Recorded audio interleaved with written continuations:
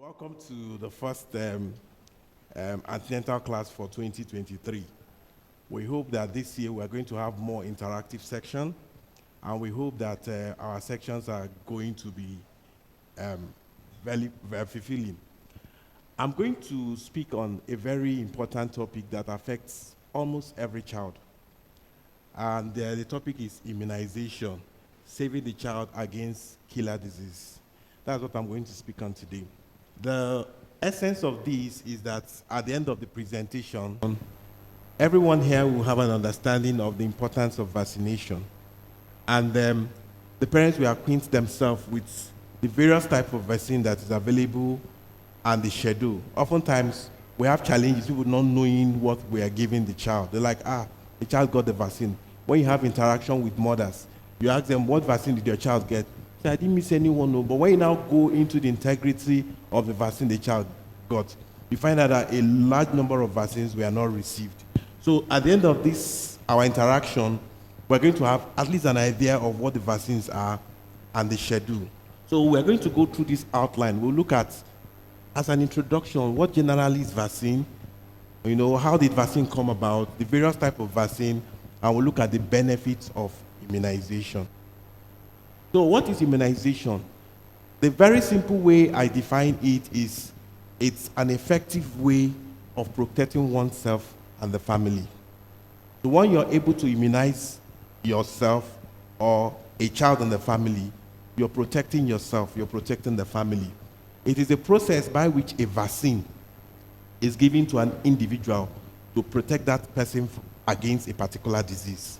Now what the vaccine does is, like, the vaccines are agents that causes the body to act in certain ways, thereby producing certain substances within that keep the body protected against foreign organisms. Those substances are able to identify your own body as self, so it cannot damage yourself. But when you come in contact with those foreign organisms, those strangers in the body, their ability to induce in the body what we call antibodies that can destroy those infections. So we are talking about immunity. Immunity is the ability of the body to tolerate itself at self. That's discriminating itself from foreign organisms. So that's what vaccination does. We try to give something that will help the body to produce certain things that can now destroy foreign organisms. So that's what vaccination does. So how did vaccine come about? In the year 1796, it was a very big milestone in medical in the entire history of medicine when it was discovered. The world was being ravaged by an infection called smallpox. People were dying in large numbers. And Edward Jenner, who we call the father of vaccines, discovered the value of smallpox vaccine. And that changed the whole perspective. In fact, it was through that discovery that the world was able to eradicate smallpox. He also discovered the cowpox vaccine. We're hearing of monkeypox, so many pox are there. It is by the use of these agents, these vaccines, that we're able to, contend with these epidemics. So over the histories, there have been a lot of vaccines that have been, discovered or developed. We know that the most recent one was with the pandemic of COVID-19. Everybody was on standstill. We were waiting for a vaccine to be discovered. When that came about, everybody was excited. People were getting the vaccines. We were advised to get booster doses. And I hope everybody here has gotten the booster dose for that. So vaccine has impacted the world in so many ways. With every epidemic, with every new disease, the world hopes that, there will be a vaccine for that epidemic. And that's the beautiful thing about vaccination. It is a hope we have. In fact, whenever there's a new outbreak, people are just clamoring. Can they type it? Can they isolate a vaccine for it? So it's the hope we have, for a breakthrough for even diseases we have not seen. So what are the important facts of vaccine? Now, prior to the introduction of vaccination globally, we find that when we look at causes of death, millions of children died. When we look at the under 5 mortality rates in Nigeria in the 1978, because large-scale vaccination, expanded program of immunization was introduced in 1979 when we had the primary health care. Our mortality rates for under 5 were over 200. You have a lot of children, millions of them dying from 200 per 1,000. So when you're looking at it in a larger scale, you see millions of children are dying from vaccine-related disease. I will recall when I was in medical school, we used to have what we call tetanus ward. When you go to tetanus ward, you see a lot of newborn babies all admitted, all having tetanus. But with the increased usage, uptake of vaccination, you find out that most of these infections have been curtailed. Now, permit me to say that certain times when tetanus are admitted in some hospitals, some doctors go just to have an experience on how to manage those kind of disease. So vaccine has impacted in our world so much. So we find out that on a global scale, a lot of people were dying from whooping cough, from measles, from tetanus, from so many diseases that could be prevented. Now, immunization currently has been documented by CDC to prevent about 3.5 to 5 million deaths every year from diseases like caused by diphtheria, tetanus, pertussis, influenza, and measles. So immunization is a very key component of primary health care, and in some countries, it is human rights. When you don't give a child immunization, you are liable. So it is a fundamental human right. So what are the various types of vaccine we have? Vaccines are of different types. They are not all the same. That's why sometimes some you get many more doses, some you get few doses. Now, the very first vaccine we call is the one we call the live attenuated vaccine. In brackets, we call them weakened. They are live organisms, but they've been treated in a way that they can no longer cause that disease. We say they have been weakened. The strength of them causing disease have been taken away from them. So those vaccines are organisms. They are like the microorganisms. But when you now inject them in your body, they're able to help the body stimulate the production of antibody such that when you now come in contact with a virulent strain of that organism, the body is able to contend that organism. Examples are the one we call the MMR, the oral polio vaccine. The oral polio vaccine is a live polio vaccine, but it has been handled in a way that it may not be able to cause polio. And the BCG vaccine and the measles vaccine, these are live vaccines. So when you see them in that container, they contain living organisms. Okay? So that's what they are.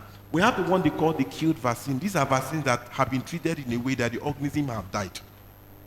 But we still use them because when they inoculate them in the body, they are able to help the body produce those antibodies. Examples of these ones are the injection polio vaccines. Those ones, they are not living.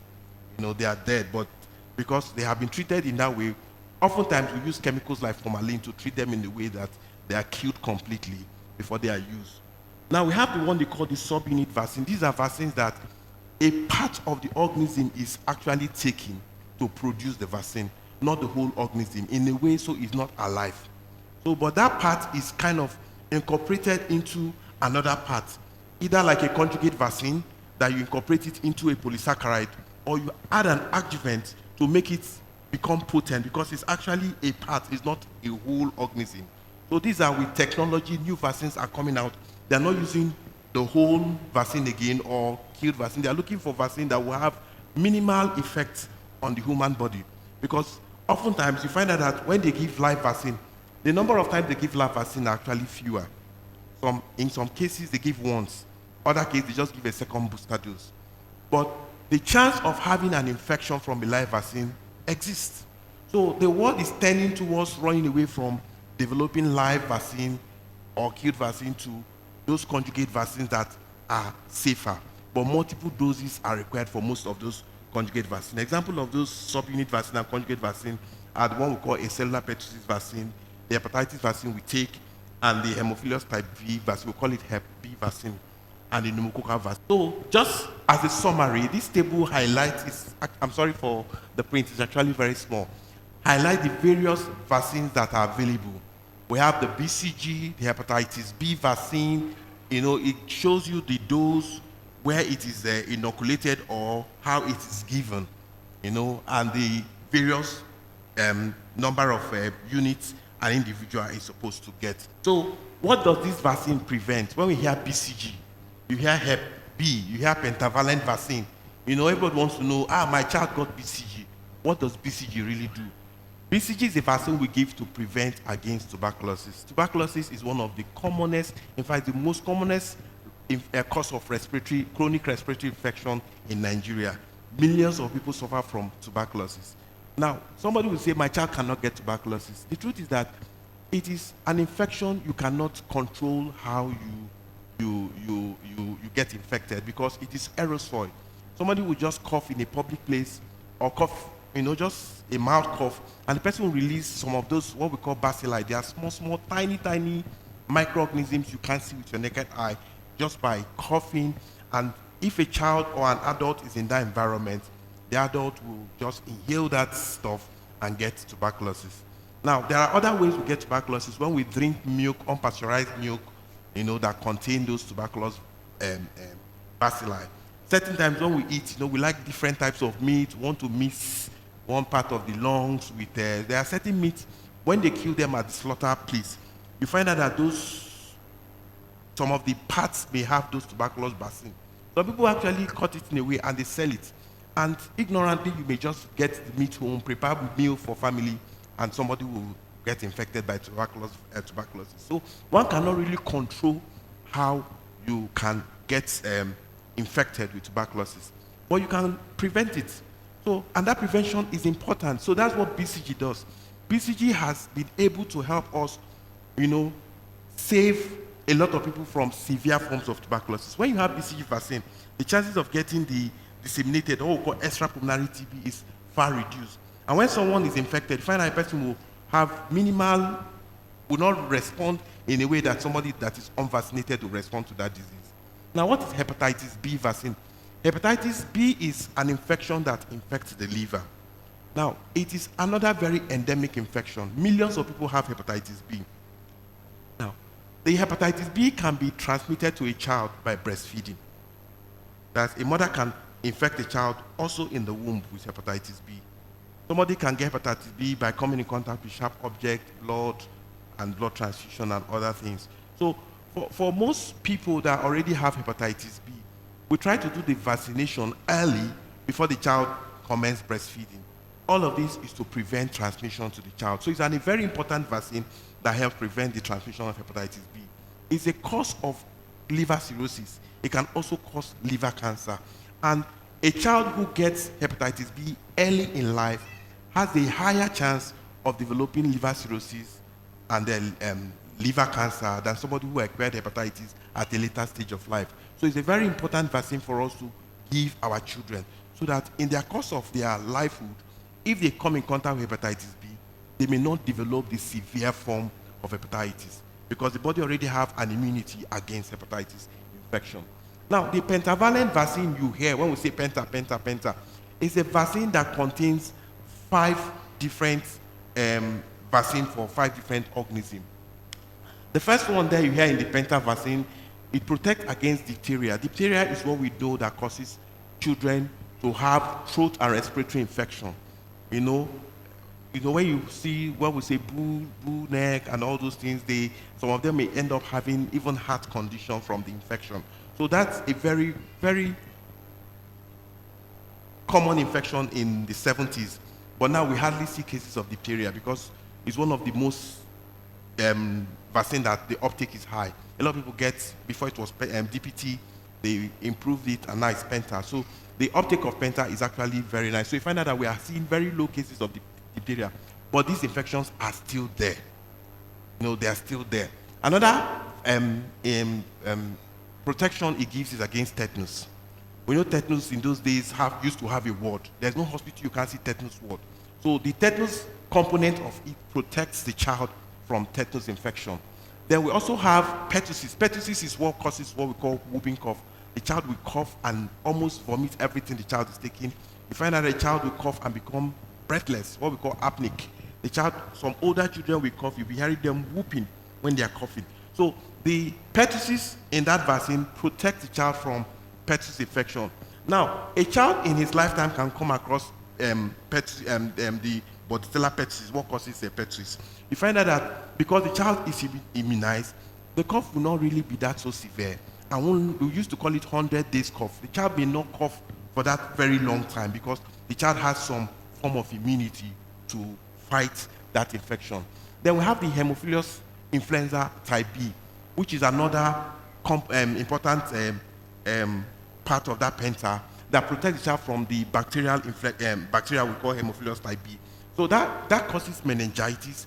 It also causes pneumonia in children. So when they take this penta, you see that they have protection against so many organisms that is capable of causing death in the children. Then there's another vaccine we call the pneumococcal vaccine. We just commonly call it PCV. It's called pneumococcal conjugate vaccine. Now, pneumococcal vaccine causes respiratory infection. It can cause lung infection. It can cause meningitis. It's one of the commonest causes of meningitis. It can cause outbreak of meningitis in nurseries. So when a child has PCV, you find out that the child is protected against pneumococcal infection. So we have polio. Now, we were just at the edge of getting polio eradicated in the world. Before, it used to be the PAN country, the PAN meaning Pakistan, Afghanistan, and Nigeria. Before it was PIN, the Indian, they got out of it, so it became PAN, Pakistan, Afghanistan, Nigeria. We got to a point where we celebrated that we could no longer record polio in Nigeria, but we still have polio.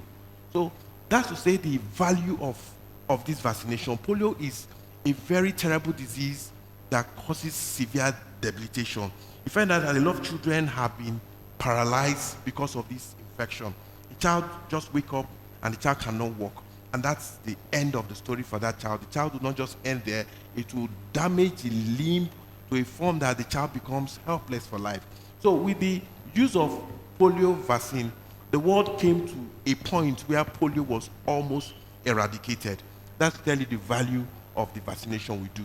Now, we have vaccine we call MMRO. The M there means measles, mumps, and rubella. Now, measles is a known cause of death among children, particularly infants, in the 70s. Now, measles too occur, but because we have these vaccines against measles, we have the vaccine also protects against mumps. Mumps is a cause of infection that you find out that children will have this swelling in their parotid gland. It's just below the ears. Some other children, it may cause them abdominal pain because it can affect the ovaries. It can also affect their scrotum. So, those children, it can lead to infertility in those children. So, but by immunizing them with MMRO, you protect your child and you also protect your future generation, because when a child had mumps and the child is not protected and end up becoming, infertile for life, it's like you just terminated your lineage. So the MMR is a very important vaccine that helps to protect a child, and also safeguards the future generation of the child. We have the chickenpox vaccine, popularly known as the varicella vaccine. We know chickenpox is a very endemic infection, very painful, annoying infection. It causes a lot of blisters, swelling all around the body, fever. It can cause meningitis, it can cause pneumonia. The child can have what we call encephalitis. The child can, end up with complications like blindness. But by giving a child varicella infection vaccination, you find out that the child is protected. In fact, there's a testimony I have about the varicella vaccine. I was to take my children to Port Harcourt, and I was like, they got varicella. When we got to Port Harcourt, it was like there was an outbreak of chickenpox in the home. I was like, what are we going to do? So protect, children, you can't really protect them. They've seen their cousins, they want to play with everybody. And some people that came from abroad, they got chickenpox. I was looking if I would see one blister. And I didn't see blister. I was saying, what happened? I said, I gave them chickenpox vaccine. So those are the value of vaccinating your children. We have hepatitis A vaccine. Hepatitis A is a very common cause of infection that looks like malaria. Oftentimes, people will have hepatitis A and they will think it's malaria. Most of the time, they get this from what we call fecal-oral, by taking in food from maybe vendors that are not hygienically prepared. The child may get hepatitis, may have fever, may have yellowness of the eyes, may have pain, swelling in the liver, just something that looks like malaria. In few cases, it may give you hepatitis. When you now do the test, you now say, oh, the child has hepatitis. But most cases, it is not well recognized.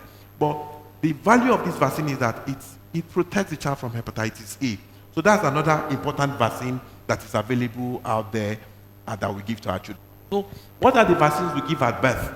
At birth, we want to give the child 3 important vaccines. We want to give the child BCG.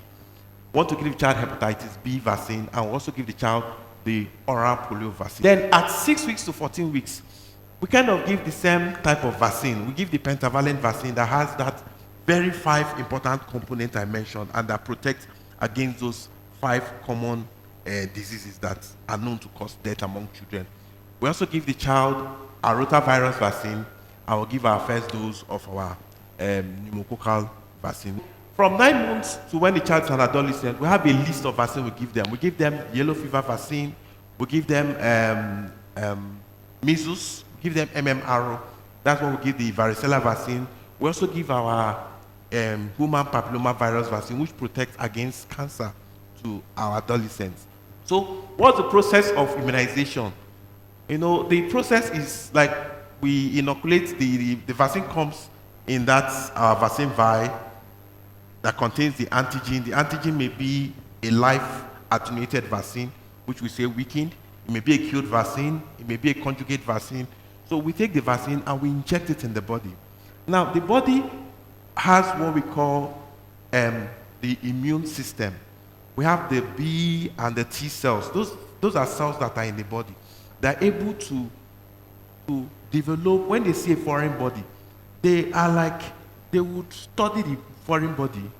If it's something they will need to fight, they are very few.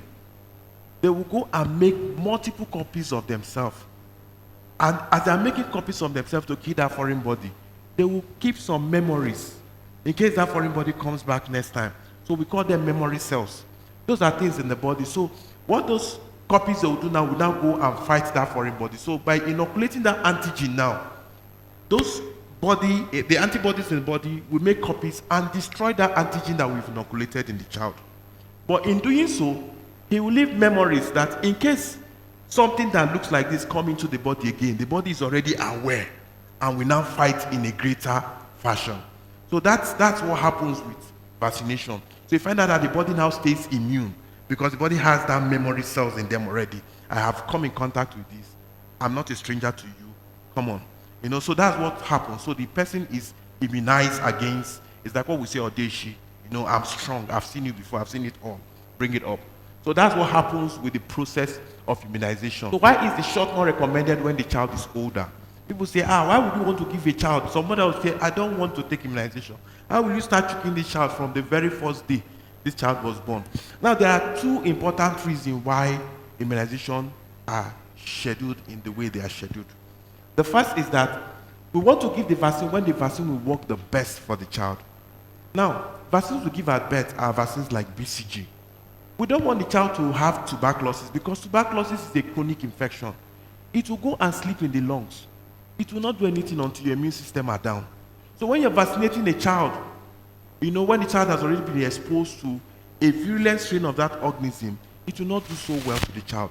We want to give the child the one that is weakened, that cannot cause a disease, so that the body develops memory for that organism, so that when the child comes in contact with the virulent form, the body will react to it, and there will not be anywhere the microorganism will go and hibernate. Now, the second reason why we vaccinate the child is that when the child needs the protection the most. Now, there are certain immunity the child gets from a mother, but as the child is growing, those immunity will wane. Like what we call immunity that are transferred from the mother's blood into the child. Already, an adult has some exposure to microorganisms. Your body have been able to handle those infections to a certain level where you have developed some immunity to those infections. When a baby is in the womb, the baby is naive to most of these organisms. So that placenta passes, the antibodies passes through the placenta and protect the child for the very early phase of the child's life. So you find out that a child you're giving, the mother, like let's say measles now, a mother may have had measles as a child. Measles, you know, can give, a mother who had measles may have immunity, or who may have been immunized for measles because it's a live organism, can have immunity for life, like we say.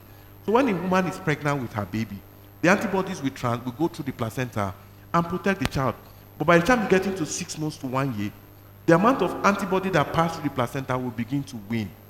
So it becomes a very important time that the child should begin to get her own or his own booster immunization to develop the immunity in the child. So these vaccines that we are talking about, do they have side effects? Yes, they have side effects and they have what we call adverse effect, adverse reaction. Now, their difference is that side effect is something I know I expect I will get when I give this vaccine. I'm putting a needle in a child's hand. I expect the child to cry. So when we see them crying, we smile with them, we laugh, and within a short time, the children, they forget it. When they come out from the room, you see them all smiling because they know the value of what we give to them. So they're like, I took the shot. So they just start smiling. So we expect pain. Sometimes we expect redness around that area because it was an intact skin. We breached the skin and we gave some antigens. So we expect redness. There are certain vaccines we expect swelling around that area, like when we give penta vaccine. Some mother will shout that my child cannot move my leg for 3 days or for 2 days. We expect those kind of pain. So we talk to them nicely. Maybe you can do cold compress, warm compress, depending on what we see. We expect the child to have muscle pain. I don't know how many of you that took COVID vaccine and was able to move your hand so freely. We expect some myalgia, some muscle pain around that area. Sometimes it may extend to the joint. Then what we call lymph nodes, those are some lymphatic organs that are around certain. They are like when you have an injury in the leg, it will swell. You just feel, I can feel this swelling here. Those things are lymph nodes. So we expect them to swell because we introduce an organism, an antigen to that area. So they will react. They are the organs that contain these T cells that play the role in immunity. Sometimes they swell because they are working. So you see that those areas will swell. Now, adverse reaction is reactions that we don't expect, but they do occur. I met a mother yesterday who told me that she gave her child fruit so good. The child's tongue was swollen, the scrotum was swollen. Is it possible? Yes. It's a reaction that was not expected to get from what? From fruit so good. So what did we do? It's an allergy. Try another food that is, let's do allergy testing and find out what the child is allergic to. That's the step forward. So sometimes when we immunize, we see some reactions that are exaggerated. Like a child may convulse. It's an adverse reaction.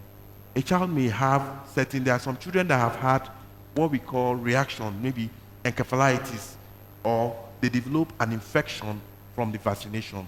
Like a child may get BCG and develop what we call BCGitis. Okay? It's an adverse reaction. So it is important we know the difference. It is unexpected. But the truth about it is that the vaccines are made in such a way that millions of times they are safe. So these adverse reactions are treated very aggressively. When we get them, we report them, we want to know the batch number. They will have to go through the process to review how the vaccine was prepared to know whether there was an error. Because their safety margin is very high. There is no space for any mistake. They can recall back vaccines just to make sure that they narrow the adverse reaction to the barest minimum. No, what are the barriers? When we talk about vaccination, why is it that everybody is not getting vaccinated? How come that we are still preaching vaccination from 1979 when our Professor Rasom Kuti brought vaccine? We are still preaching it to today because we realize that we have certain barriers to effective vaccination. Those barriers exist in different levels, in our cultural level, in our academical level. But I'm just going to speak on very few of those barriers. Number one is that there are certain hospitals that don't have knowledge of vaccination. Once the baby is delivered, they tell you, well, vaccination point is at that point. You're going to meet somebody who knows nothing about vaccine. They just taught the person that, see, when the baby is at birth, you give this, you give this, you give that. So the person just keeps giving vaccine without providing adequate knowledge to the family. Sometimes the child may even not know which vaccine to take, or which is an age-appropriate vaccine, or which are the trending vaccines that are available now, because at every point in time, there are newer vaccines that are introduced. Some of them are not covered by the national program, that's the organization that controls immunization. So that lack of knowledge will prevent an individual from getting effective vaccination. Sometimes it can be on the side of the parents. They don't really know. They were born, everybody celebrated, they went home. The doctor never told them to come back for vaccination. And you're meeting the child when the child is 8 months. And you're like, did you come to say nobody told me? So you see, those things exist. Those are barriers to effective vaccination. Sometimes there's confusion about the vaccination schedule. I've seen so many people that traveled across different countries bringing different schedule. Some people want to do American one, some people want to do British one. Some want to do the one from one African country. Some are, you see different schedule. Say, no, no, no, this is the one I want to get. That this is the one my country. You live in Nigeria, you're from Kenya, I want to take the program of Kenya. The pattern of organism differ across communities. Those are things that we sometimes bring to the knowledge of our parents. I agree, you're from Iran, but you're in Nigeria. Your child is at risk of the disease we have here. You're from the United States. They don't bother so much about BCG, But here, tuberculosis is, we are one of the tuberculosis capital of the world. So we are emphatic about some of our vaccine. So it's important we get this schedule clear and we discuss with parents and amongst ourselves so that there's no confusion about it. Now, some people are afraid of the vaccine safety.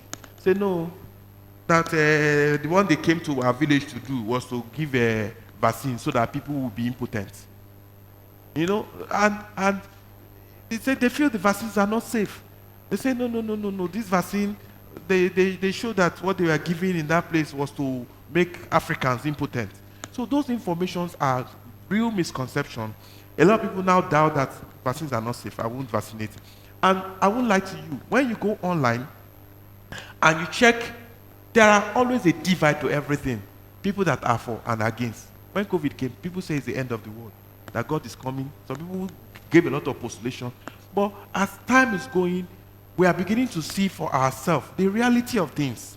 A lot of people that took the vaccines have not turned zombies. A lot of people say the vaccine will make a lot of people zombies. We have not become zombies. So most of those things are put out there. I don't know why.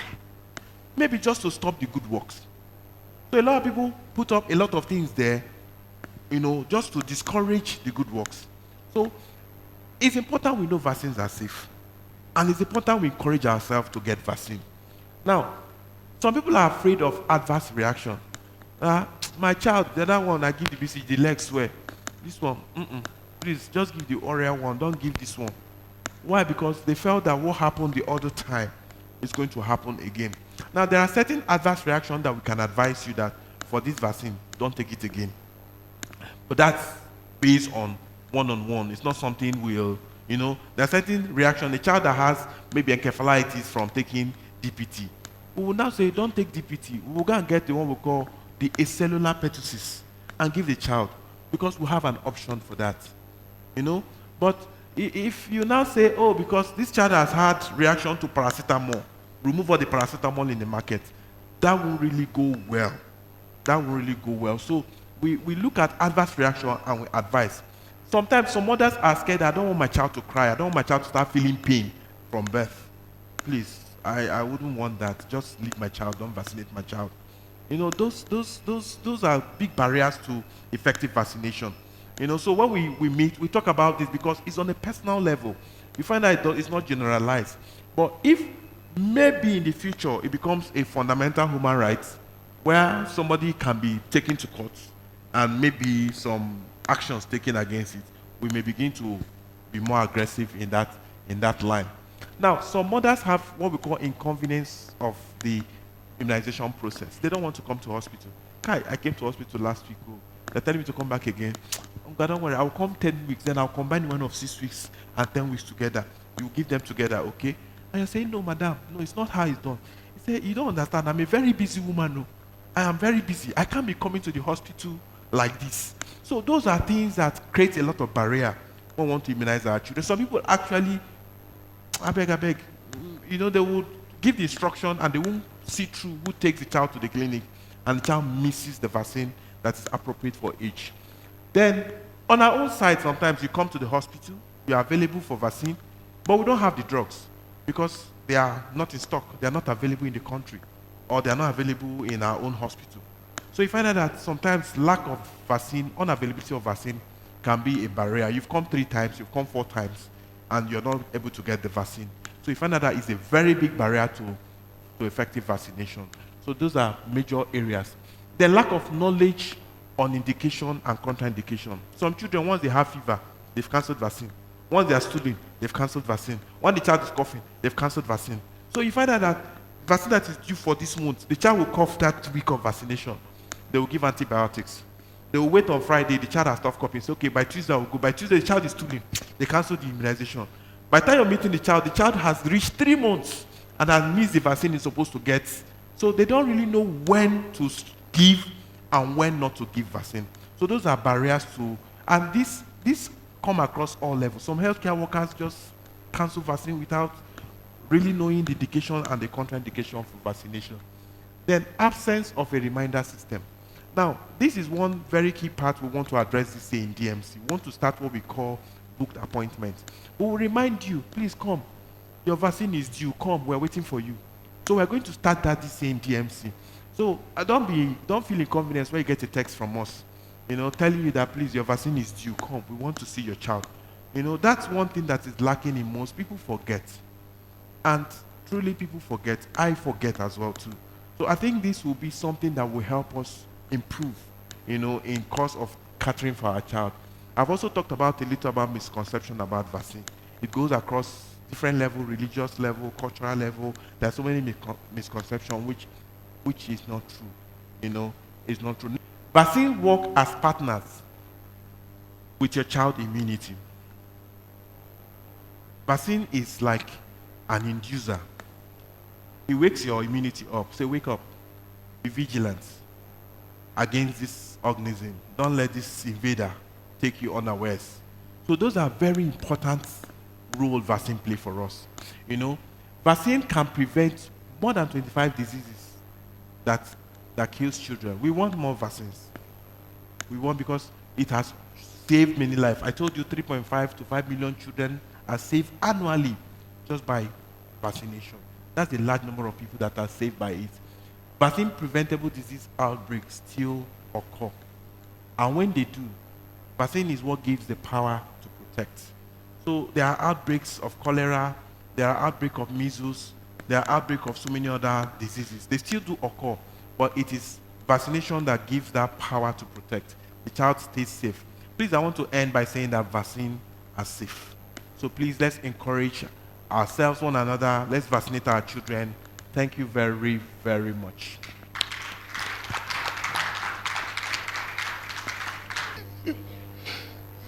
Well done, well done. Now there's a preschool prerequisite that your child must have a certificate of vaccination before he goes to school. As early as 2 years now. We sign a lot of certificates for them to enable them to go to school.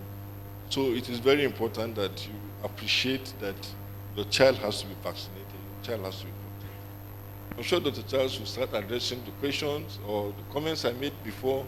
Head nurse start reading out some of the questions for him to answer. Dr. Charles, you want to start by responding to some of my comments and then maybe or you just take them with the first question. Go ahead with the first question.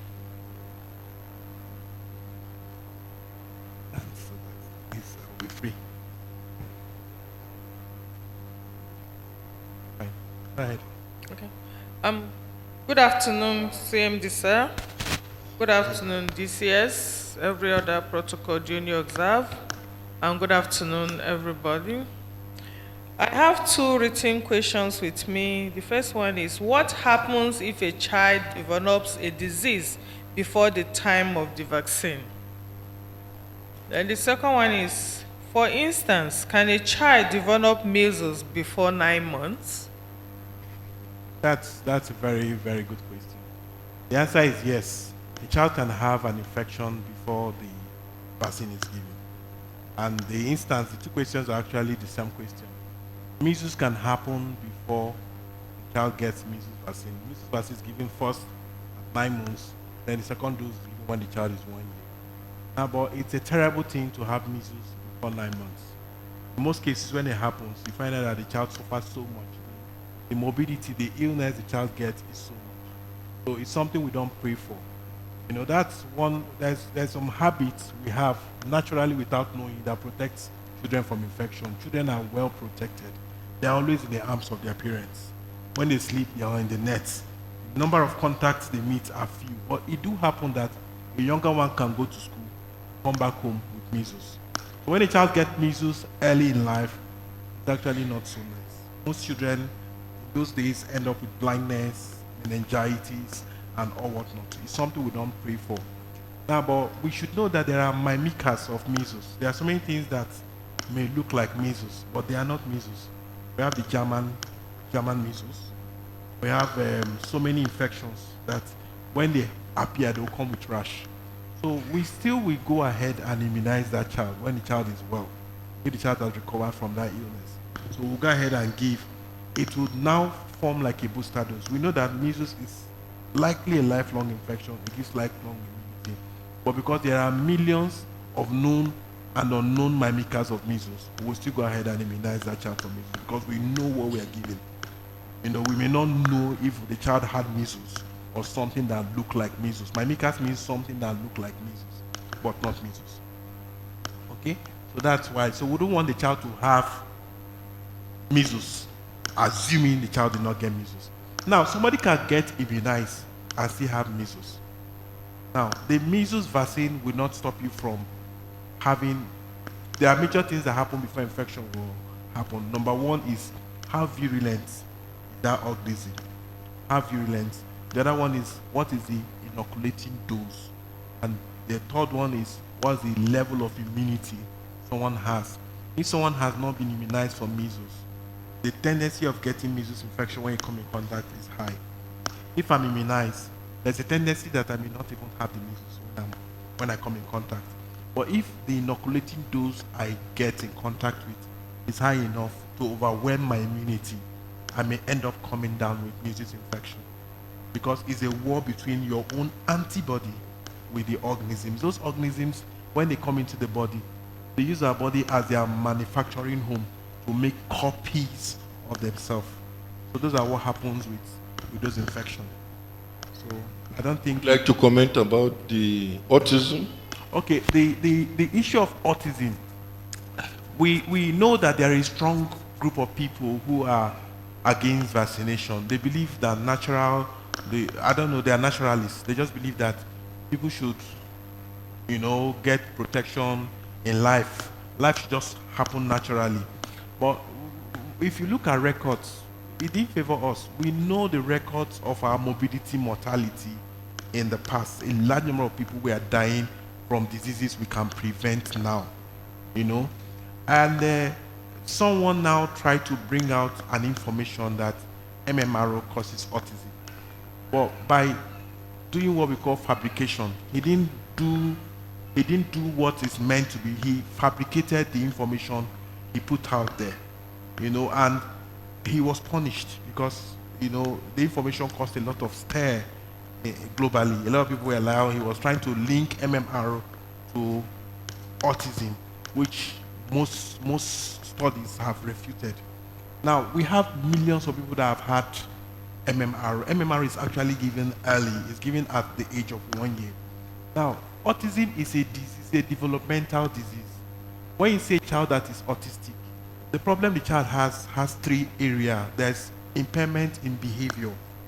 There's also impairment in communication. And there's also impairment in social interaction. Most children, their developmental stage, it becomes evident from 2 years. It's early. You just see what we call early signs of autism. It doesn't happen at the age of 1. So if somebody receives vaccine at 1 year, before the child gets to 1 year, the child has had series of other vaccines that include BCG, Penta, and other one. So linking MMR that someone gets at 1 year to a disease that the early sign you will notice in the child is at 2 years. A lot of people didn't find that relationship. Now, what are the early signs of autism? The child is somehow alone. You don't see him share interests. As the child is growing, you want to see the child share interests. A plane is passing, the child will want to point at the plane. But the child that is autistic will just not be moved. You're trying to get the child's attention, the child is not paying attention to you. So when we see those early signs in children, a child who is not expressing interest, a child you're looking at, the child is not looking at you, the child cannot communicate well. We begin to say there is a tendency for this child to be autistic. Now, we know people want to do breakthrough in science, but we encourage that they should use the right mode of those breakthrough, not to fabricate information and put the word at a very bad level. There's no, many studies have shown there's no link between MMR.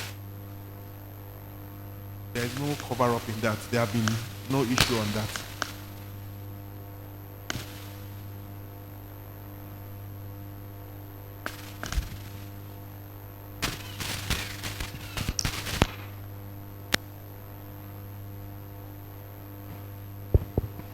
Good morning. Thanks, Dr. Charles. I have just two questions. The first is when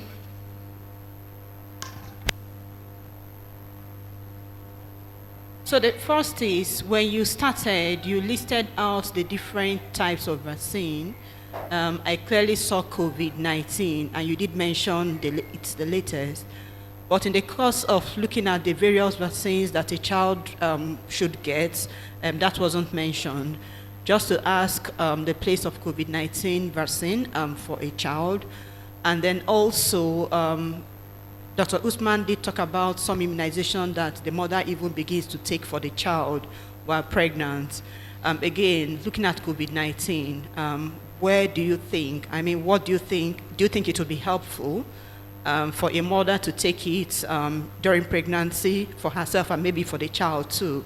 So what's your thoughts around COVID-19 vaccine and the child? That's one. Secondly, we clearly saw the schedule of immunization for a child up to adolescence.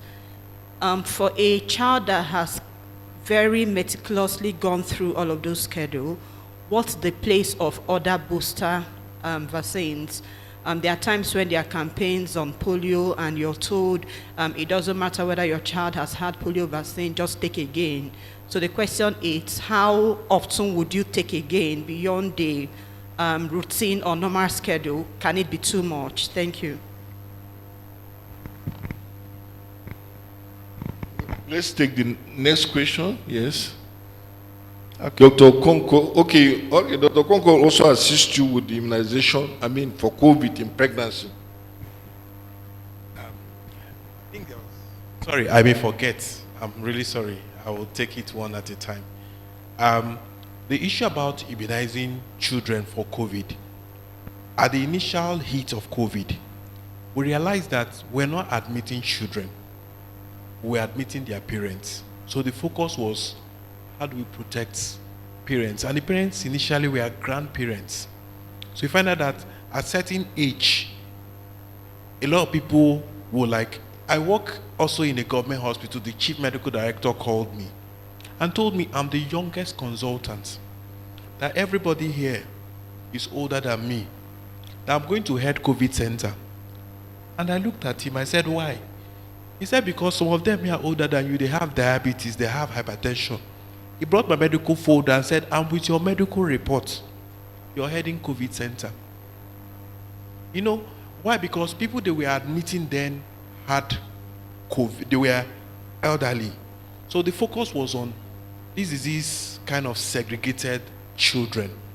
But we now later knew that children had COVID in a different way. They were coming with things like measles, fever, but their recovery was even faster than the older people, and mortality wasn't as much as it were in the other group. So usually you wouldn't want to, it was a novel, there are phases vaccines go through before they can be used. They go through a long clinical trials.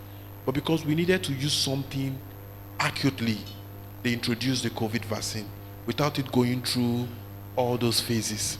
So it won't be proper to now inoculate it in someone whose future is way, way ahead of him.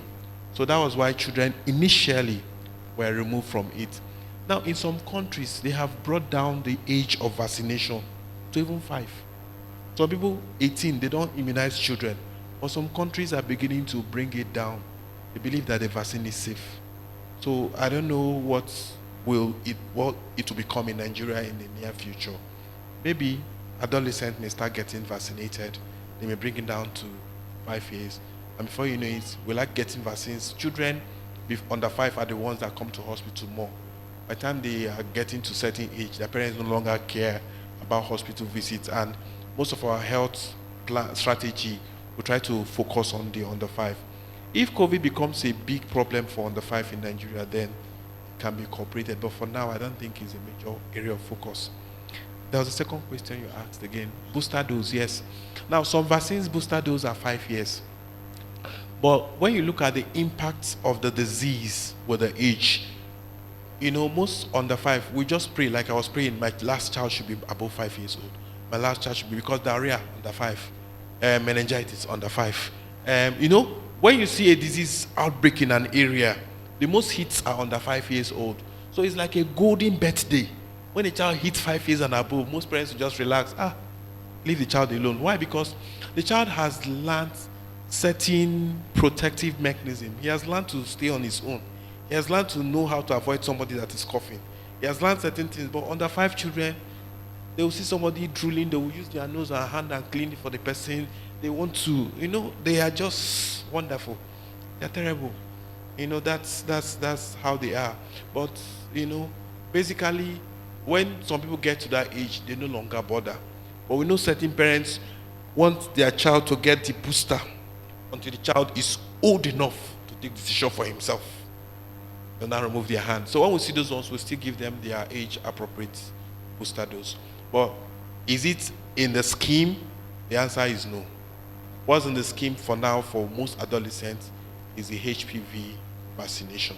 So most of the times when they get, but certain individuals that have certain conditions, like those that have sickle cell disease, you know, those that have nephrotic syndrome, those are diseases that causes severe immunity. So we provide them special vaccine. We call it special vaccine. We give them a vaccination program that runs through into almost adulthood, and they even continue in adulthood, so that their level of debilitation will be very less with those infections. Okay, under 5.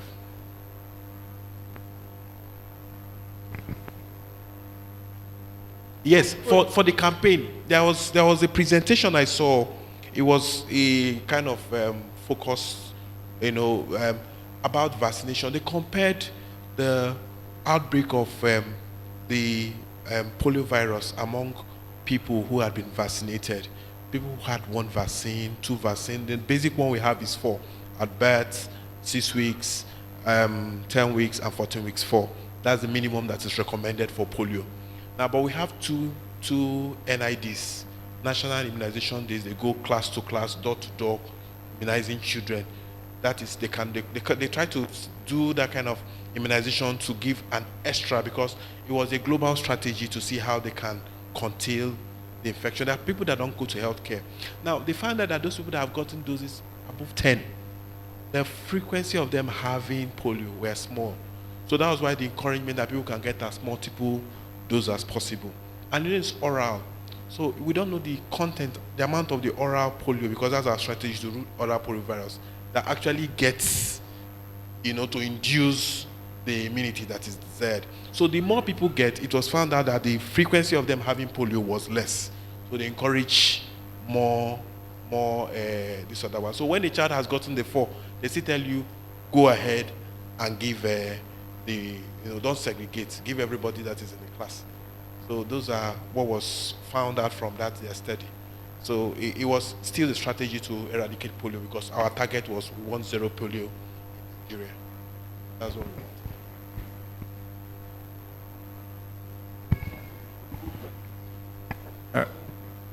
Okay, so latch on to Dr. Charles's response. So a portion of the last person's questions had to deal with pregnant women and vaccination. So there was a question about what are the vaccines that a pregnant woman is meant to take to protect her child. And the question was, is COVID one of them? I would say that currently, the only vaccine that pregnant women are, by rule and by a standard practice, supposed to take in Nigeria is tetanus vaccine, tetanus toxoid. In other countries, sometimes it's a little bit different. Tetanus is central. Sometimes they actually give the entire DPT. There's tetanus, diphtheria, and pertussis, which is a part of what children take. So, and that is tradition in a few countries. In our country, it is tetanus toxoid that is standard, and the purpose is to protect the baby, and of course the mother as well. The mother can be at risk of tetanus, but particularly the baby gains from that exercise. Regarding COVID and pregnancy, just like it's been mentioned, and like we all know, COVID is new. So by being new, a lot of things were evolving during the epidemic or the pandemic. And because it was such a terrible thing that was happening, the whole world was in lockdown. Research was actively going on, and as things were being discovered, the rules were changing. So who should be vaccinated was changing over time. And sometimes it would take time, months, and sometimes years, before you can actually completely tell whether this is actually very beneficial and should be given to such and such groups or not. So that's exactly what happened. Initially, pregnant women were completely shut out because nobody knew this new virus, what it was able to do, or these new vaccines, what they were able to do in the long term. So the rule was don't give to pregnant women, don't give to children, give it to like the child said, those who were most likely to get the disease and have serious problems with it. And then they were dropping the age until it came to where it is today. And then eventually pregnant women were now included officially, maybe about a year ago or half a year ago. With the research coming out more and more that those women who maybe incidentally took the vaccine, not knowing they were pregnant, or who were too afraid to not take it and they took it. So data was collated and we found that it was safe to give it to pregnant women, relatively safe, safer than not giving. So the recommendation changed and said that pregnant women should take it. Now, who is he protecting? It was to protect the pregnant woman herself, primarily. Now, I'm not sure how many children now born to pregnant women that research has allowed us to now check the children, whether because their mother took it, were they now protected from COVID? And was it now safe for them? And the truth is that sometimes it might take years and years before whatever a child got in the uterus and the womb to manifest. So some of these answers can't be given yet. But the more the pandemic recedes, at least in most of all these countries except China, the more it recedes and looks like something that we dreamt in the past, the more we're confident that we can, avoid these immunizations for uncertain groups like pregnant women. But currently the recommendation is that please, pregnant women should be vaccinated, at least for themselves. And it looks reasonably safe for the babies too. And that's how I'll put it. Thank you.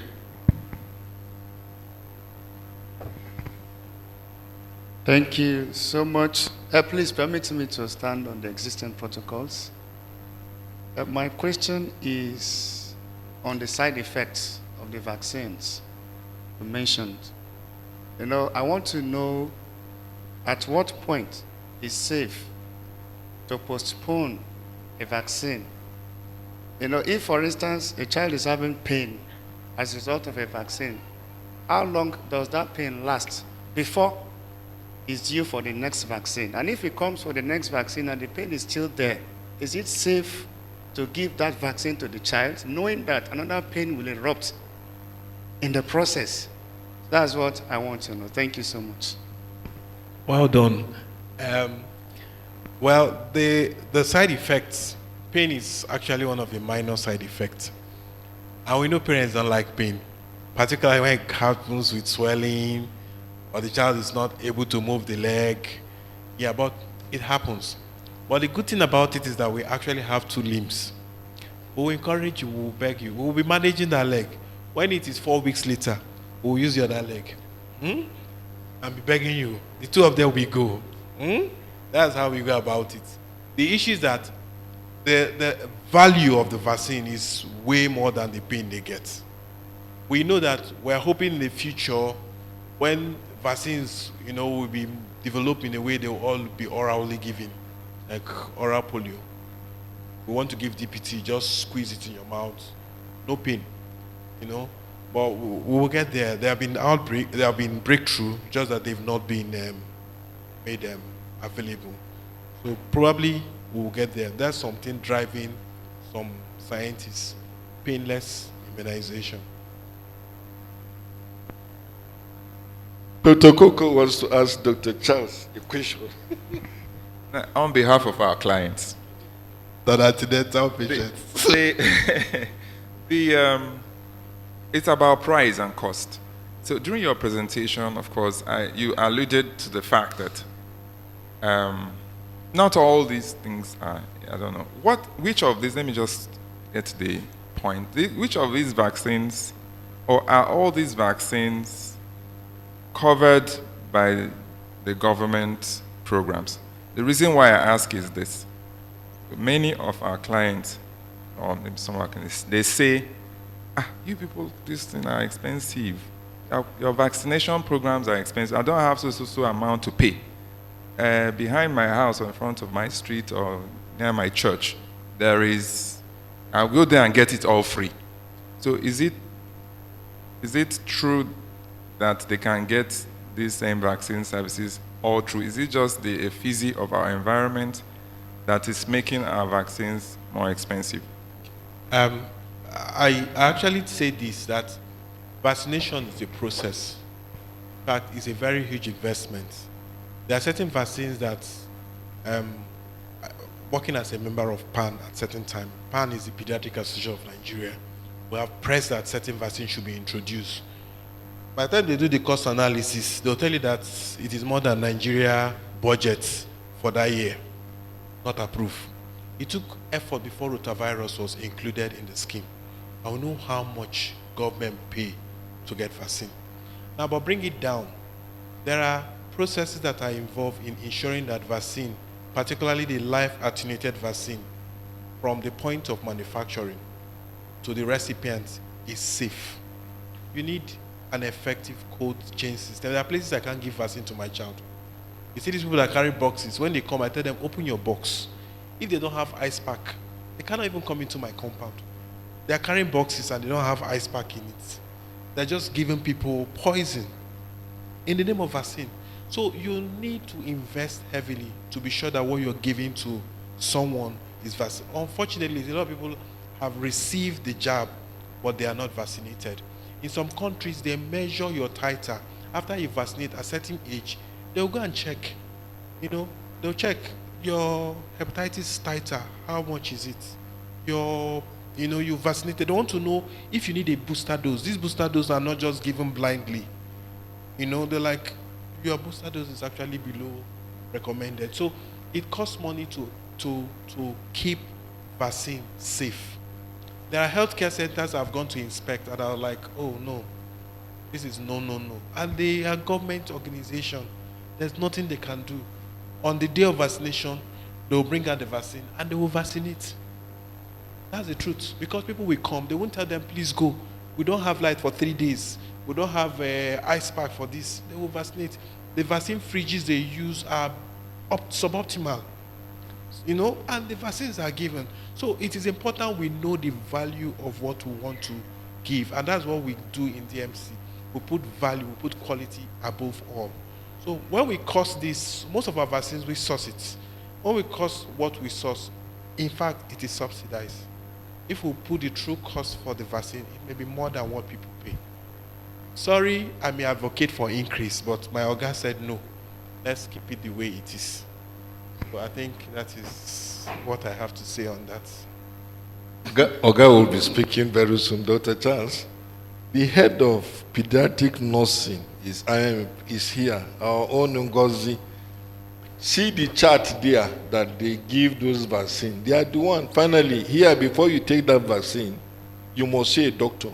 They must check your temperature. They will examine you. They will do so many things before they send them to Ngozi and her team to give those vaccines. Come and tell us a little bit about this vaccine. Tell us about the card. You give them a card. You tell them when they come back again for that vaccine. How do you get it? Dr. Charles fortunately has now told us that they are going to devise a mechanism, electronic mechanism of reminding parents. But come out and talk to us about this, your chart. And I can see up to the age 13 here. Just mention a little bit about it.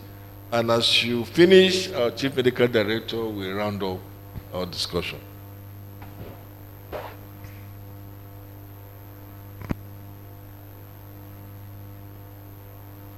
Okay. Good afternoon, everybody. I'm standing on the existing protocol. At birth, after delivery, the doctor will make prescription for at birth vaccine. That's the BCG, OPV, and hepatitis B vaccine. So these vaccines will be given, and we will write in our immunization card, because we have 2 immunization cards, one for a male child and one for a female child, but it's the same, it's just color difference. So when we give, we indicate to the next visit at 6 weeks, and we'll go further to give you the date for you to come back for the 6 weeks immunization. So at 6 weeks, and you know, we usually, like if the baby is 6 weeks on Monday or Tuesday, you will come on Wednesday. But definitely we must have calculated it before we put the date for you. Our immunization days are Wednesdays and Saturdays. So at 6 weeks also, the baby will have the OPV 2, IPV 1. Dr. Charles has already explained the immunization. Then Penta and rotavirus vaccine at 6 weeks. At that 6 weeks also, when after immunization, we also give appointments at 10 weeks, and we put the dates. That's how we do it. Then, and before this immunization is being given, the nurse will explain the side effects. They will explain, first of all, explain this immunization, what the baby is going to have, take that day. The nurse will explain to you, and also go further to tell you the site of which the immunization will be given, and the side effects, what you are expected to do. Definitely, the person giving the immunization will counsel you on what you are to do, and how to manage the pain, the fever, and everything. Most times we encourage our mothers not to give paracetamol before the immunization, but you see them before they come, they've already given the immunization, and when you ask them, they say they don't want pain. But the right thing is this: when immunization is being, you're supposed to allow the immunization to work before, like Penta. The side effects of Penta, yes, it's 5 vaccines in one, it's painful, and the baby can cry, will be cranky and all that. But the right thing is, when you bring the baby, after the immunization, you have to monitor the vitals of this baby. Every child delivered in DMC will give them thermometer. You gradually monitor the vitals of this baby. When you notice that the temperature is gradually going up, there are some things you need to do. You can tape it, sponge the baby. You don't need to overclothe the baby. You wear the baby loose clothes. You avoid any tight thing around the baby, and you have to be careful in managing, especially the left thigh, because that is where the Penta vaccine is usually given. So you have to be very careful with the left thigh. Then when you now do all these things and you notice that the baby's temperature is still going high, by that time the drugs, the vaccine is now working. That's when you give the paracetamol. We will preach all these things, but mother will still give this paracetamol at home before bringing the baby to the hospital. That's fine. There is nothing we can do about that. Then the BCG is given under the skin. So when this immunization is being given, we usually advise the mother on what to do about BCG. It's given under the skin, so you have to be careful on how to carry the baby, so that it's under the skin. So any rough day around that place, the vaccine can come out. So you have to be careful on the left arm after immunization. This immunization, BCG, doesn't cause fever. You will see even at 9 months, mothers will come for immunization at 9 months. They will tell you that, nurse, I have given paracetamol. You'll be like 9 months immunization. It doesn't give fever. But you are used to the paracetamol stuff as registered. Every immunization, they will give paracetamol. So I want to let us know that is this 10 weeks, 6 weeks, 10 weeks, 14 weeks I usually give babies fever. And barrister asked if the pain can continue till the next time. No. The highest pain, the pain can just happen within 24 to 72 hours, max, that's the highest, unless if there is swelling. And when there is swelling, we usually advise not to massage that site. What you can do is just to wrap ice, cold, and apply it there. Definitely it will go. And here, most times it's very, very difficult for you to, see, notice abscess in DMCs. It's impossible. It's very rare because we are careful, and it's not everybody that immunized. We are very careful in doing that. So it's hardly you see a baby with abscess in DMC. Very, very difficult. So 9 months immunization is a vitamin A. In our chart, you will see 6 months. But there is no need to kind of tell our parents to come at 6 months, then come back at 9 months. So what we do, we had to ask the mother to come at 9 months, so that at 9 months, the baby can take the vitamin A, measles vaccines, yellow fever, and meningococcal A vaccine. So this vaccine doesn't give fever. It's just pain. The baby will just experience at that point in time, and that's it. So at 12 to 15 months, that's when we give this MMR. In fact, we've had some mothers, when they come, they ask us that this MMR usually gives, make the male child to be impotent. You'll be like, how? So there is no study like that. The MMR is very safe and safe. So we give MMR, PCV13, varicella, and vitamin A at 12 to 15 months. So at 18 months, that's where the baby also gets the booster shot of the OPV and IPV and DT. Then this 18 months, because there is DPT, baby can have fever, but it's usually very mild. But most of the babies, they don't experience, they don't have fever. And we usually tell mothers not to give paracetamol. So at 2 years, the baby will now take the typhoid fever vaccine and meningitis vaccine.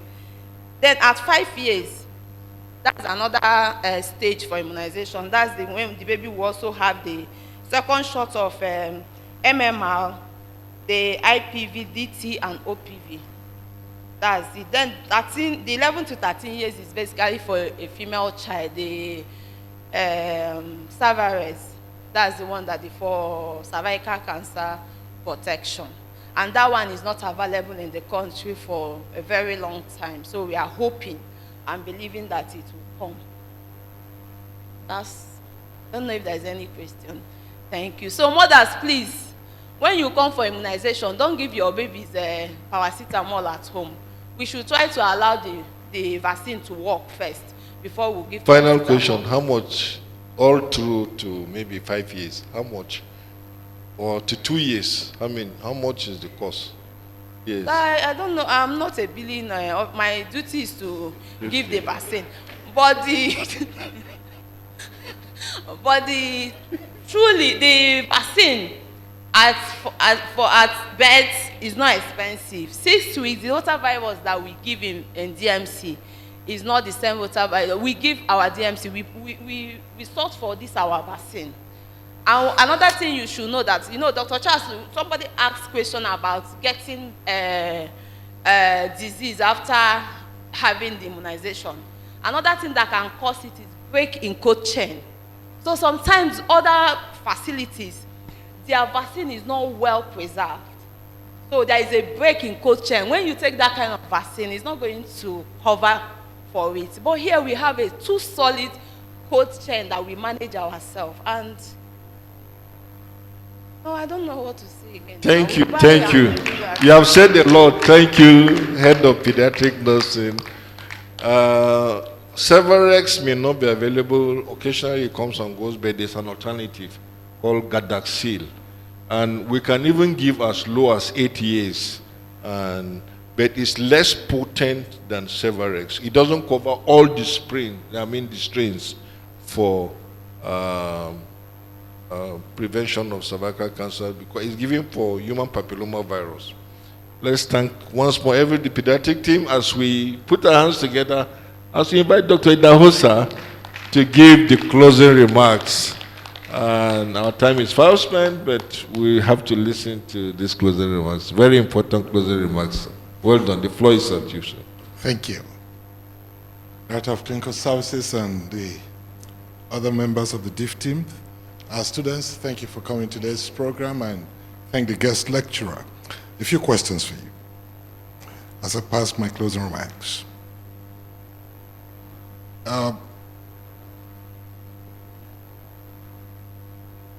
Can you go to people's homes to give vaccines if they can afford it, since we have a mobile clinic and we have the cold chain capacity? Krakow. So it depends. No, we can, but it depends. It depends. On what? Staffing, sir. Huh? Staff strength, sir. It's money. No. The person can afford it. Sir, Dr. Charles, we have sent people to Lagos, Port Harcourt. PD, you pay the money? Sir, when we do so, we will just ask for more nurses, sir. Director of Clinical Services, I don't understand what... I don't understand what Dr. Charles... No, Dr. Charles is not manpower. It's not manpower. It's not We manpower. have capacity. Answer. Yes, we do. Yes. Ah. But what happens is that you will pay for it because it's a home service. So you will pay for home service. We've been doing that. Of course. We've done that Plenty previous times. years. Yes. So we can do it. Yes, sir. That's just to deal with the issue of people who forget. Remind them, and they say they are busy. Vaccine, immunization is a fundamental human right. Dr. Charles.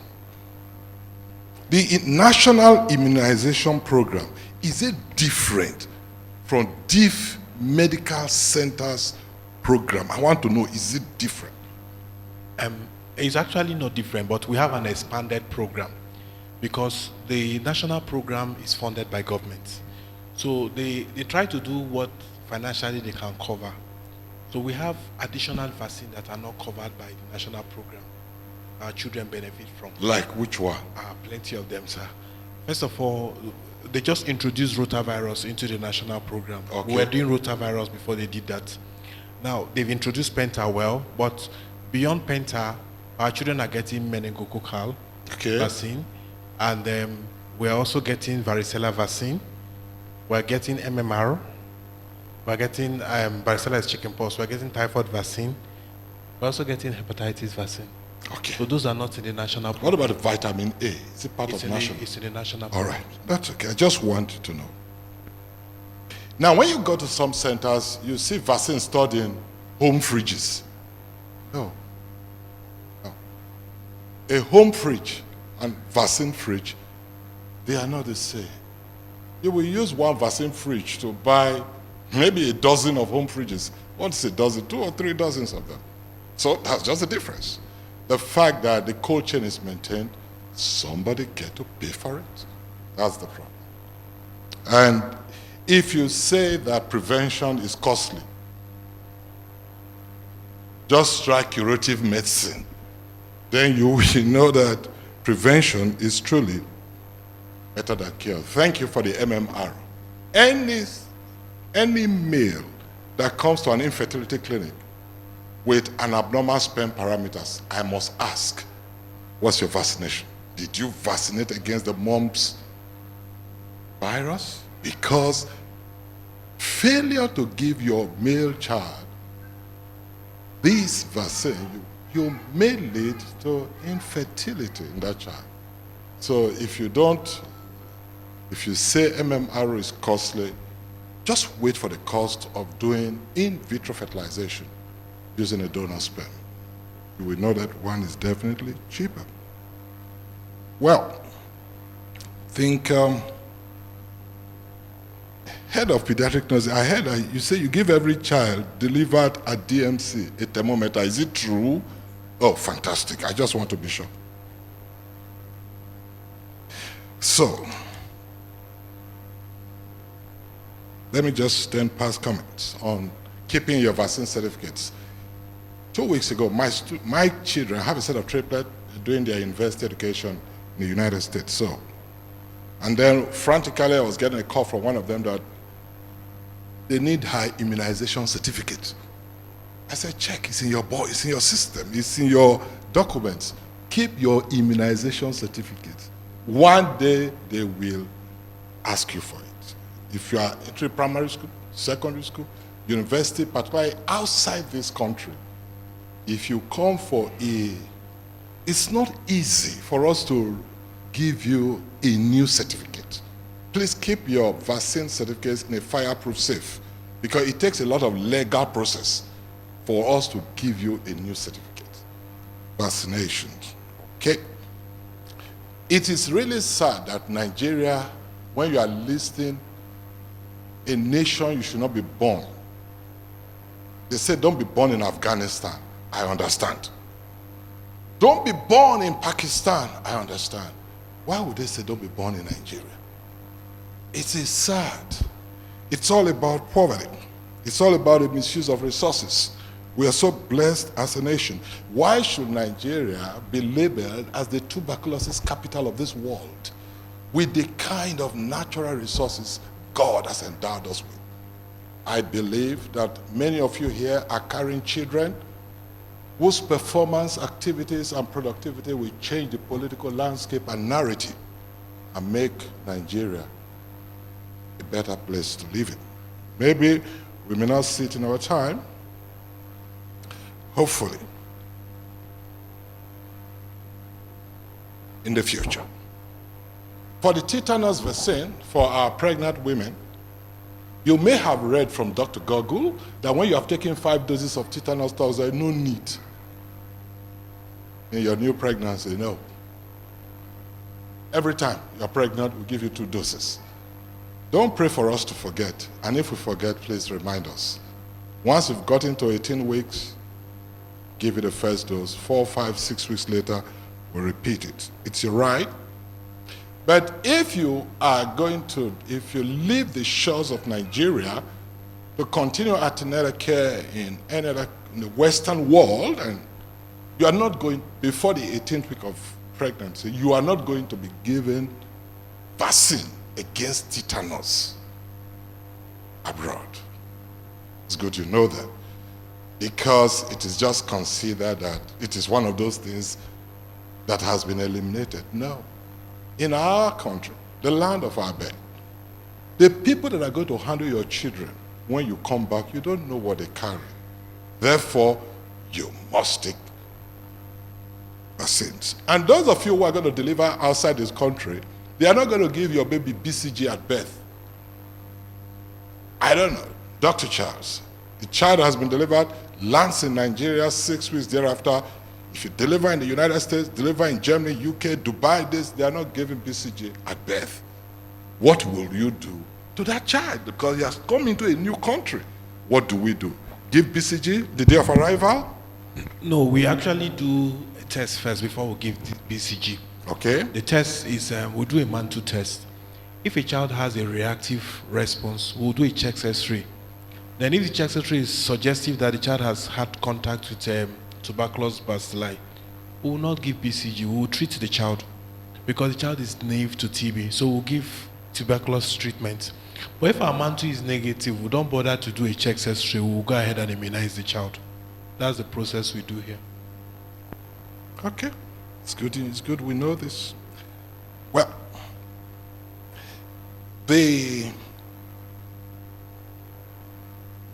cervix, I'm just hearing that if we are going to reduce the cancer of the cervix in this world, remember that in some nations of this world, there is no cancer of the cervix.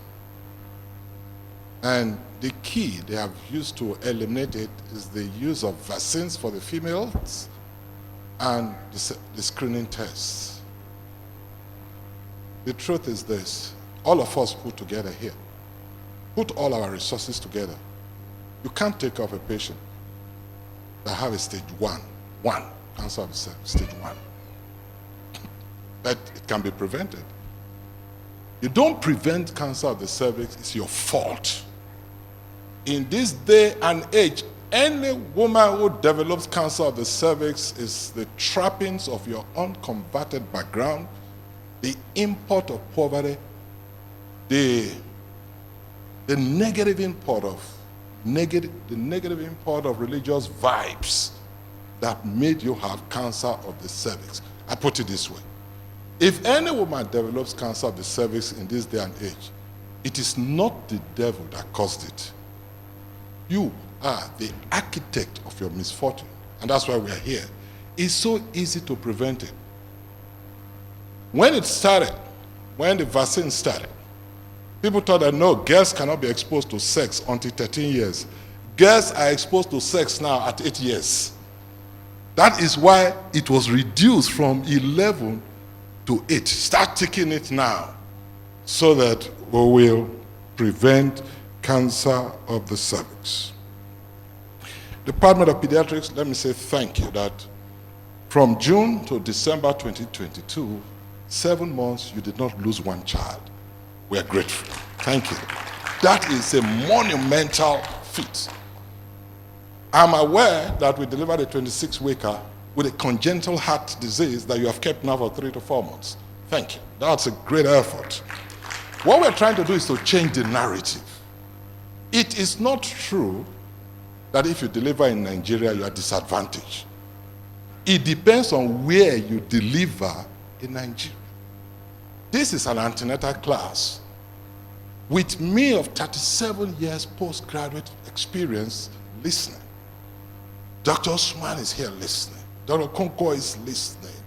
The head of our of our cardiology department, our anesthesiologists, the pediatricians, physiotherapists, doctors, nurses, we are all bringing our combined experience of nearly 200 years to listen to one lecture, and then we fill in the gaps.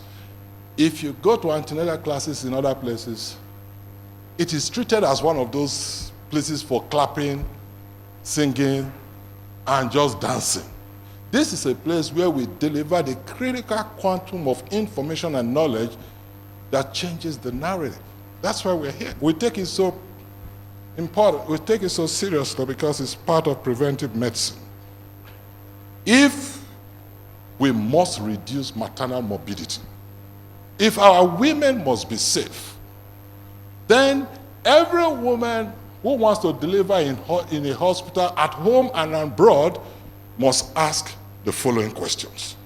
You don't deliver, you don't go to a hospital to antenatal or take a delivery because it's owned by your friend, your brother, your relation, by a member of your mosque or church. You deliver in a hospital after you have evaluated the following services. Any hospital that does not have the following things I want to list is either a mere consulting clinic or a mortuary with a fine name. 1, does that hospital have a blood bank? Because bleeding during and after delivery is the leading cause of maternal death across the world. Question 1. Question number 2, does the hospital have a theater? The reason is because normal labor is a retrospective diagnosis. You never can tell the woman that is going to bleed after delivery. You never can tell. So, it's important to say, do you have a theater? And a functional theater for that matter. Thirdly, do you have the personnel that has the capacity to remove the uterus in the event of a cataclysmic bleeding? Question 3. Question number 4, do they have a pediatric unit? Let me tell you. On the 1st of January, by 12:30 a.m., I delivered a set of twins. They were 39 weeks plus 3 days. What did I expect? 39 weeks plus 3 days, you go to the mother in 2 hours. The baby stayed in the neonatal intensive care unit for nearly 8 days. Why? That is how we saw the babies come out at 39 weeks. So nobody can guarantee how a baby is going to respond at delivery. So you need a critical team that is able to help the babies transit from intrauterine to extrauterine life. No, you can't trust me for that. You can't trust Dr. Osman for that. Enrique Unga's team, Dr. Charles, are a million times better than us, despite the fact that Dr. Charles, head of the Department of Pediatrics, was my student. But it doesn't matter. That's how he has exercised his skill. So he's better than me when it comes to. Now you ask 2 more questions. Does that hospital have an anesthetist? And then you'll ask, what is the chance of having a hospital-acquired infection? If you enter our hospital, there's no smell. We walked against it. No smell of Izal, no Dettol, no this, because it was a deliberate attempt to make sure nobody delivers in this hospital and you have a nosocomial infection. Well, I think, Dr. Osman, thank you for creating the enabling environment when we meet again in 2 weeks. But I want to say thank you to Ebony Ways for creating. Those people in the Ebony Ways, you won't believe, they are all staff of the Deaf Medical Center working in different departments. Because Deaf Medical Center is a place where we use human resources that are available, prod them up to manifest all their God-given potentials in a land of limitless possibilities. Thank you for listening.